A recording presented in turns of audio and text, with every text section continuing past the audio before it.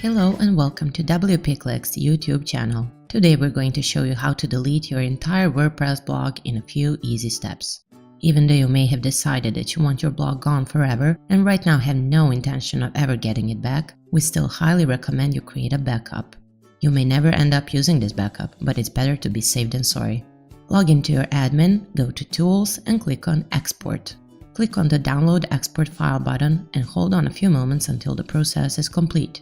Next, back in Tools, click on Erase Personal Data. You will be prompted to enter your username or email to which the data erasure request will be sent. Open the message in your inbox and follow the link to confirm the request. Back in your admin, a button will appear saying Erase Personal Data. Now there is one important thing to mention here. If your blog is hosted on WordPress.com, you will not be able to actually delete it. Still, there is a workaround here that will help.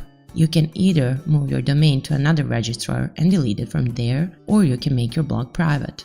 To make your WordPress site private, go to Settings and click on Reading. Here, check the box that says Discourage search engines from indexing this site. You should now be the only person who can see your website. We hope you found this tutorial helpful. For more information on this topic, check out the description and make sure to subscribe to our YouTube channel.